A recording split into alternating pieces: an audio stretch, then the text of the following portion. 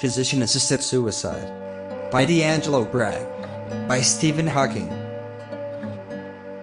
Pain is something that cannot be avoided in life. It's involuntary to us, whether it's physical or emotional pain, not something we can choose. But on the other hand, suffering is. We can choose to not let ourselves wallow in misery or self-pity, and we can make the decision to rise above and move on. Those who let themselves suffer also tend to lose touch with themselves, becoming more unhappy with each passing day. Physician suicide is a procedure where the doctor can speed up the death process and kill the person instantly. Some people believe that not letting the person be able to choose physician-assisted suicide is forcing that person to live with that inevitable pain. In some cases, letting the person live through their pain is taking their human dignity away. Why would someone want to live like that and know that if they were able to choose the physician-assisted suicide path, that it would be all over and they would no longer have to bear the pain of them feeling how they are feeling or even how they look? The right to die is an ethical or institutional entitlement of any individual to commit suicide or to undergo voluntary euthanasia. Possession of this right is often understood to mean that a person with a terminal illness should be allowed to commit suicide or assisted suicide, or to decline life-prolonging treatment, where a disease would otherwise prolong their suffering to an identical result. The question of who, if anyone, should be empowered to make these decisions is often central to debate.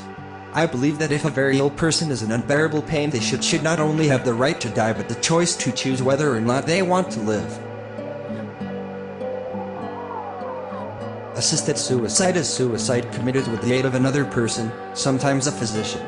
The term is often used interchangeably with physician-assisted suicide, which involves a doctor knowingly and intentionally providing a person with the knowledge or means, or both, required to commit suicide, including counseling about lethal doses of drugs, prescribing such lethal doses, or supplying the drugs. Assisted suicide and euthanasia are sometimes combined under the umbrella term assisted dying, an example of a trend by advocates to replace the word suicide with death, or ideally, dying. Other euphemisms in common use are physician-assisted dying, physician-assisted death, aid in dying, death with dignity, dying with dignity, right to die, compassionate death, compassionate dying, end-of-life choice, and medical assistance at the end of life. There are two types of assisted suicide: physician-assisted suicide and euthanasia. Euthanasia is the practice of intentionally ending a life in order to relieve pain and suffering. Some people are against physician-assisted suicide and feel that suicide is never an option. It is incompatible with the healing goals of medicine. A request for death needs psychological care. Death is not an option. Better care in a hospital or hospice. People may prejudice fate of old, crippled, and weak. These laws create a world where everyone agrees it's okay to check out at certain times. In fact, we'll help you do it. We'll make it legal. Society approves.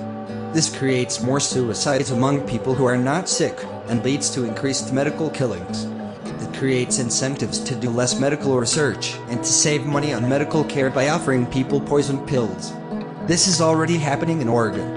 According to a report from the Oregon Health Authority called Suicides in Oregon, Trends and Risk Factors, Oregon's suicide rate is now 35 times the national average. It had been declining before voters in Oregon made assisted suicide legal, thus making all suicides social.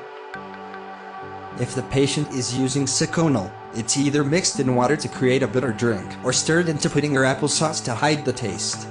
The patient will slip into a coma about 5 minutes after taking the drug, with death coming within about half an hour. If you're in pretty good shape, or if you're especially fat, death can be delayed for up to 48 hours.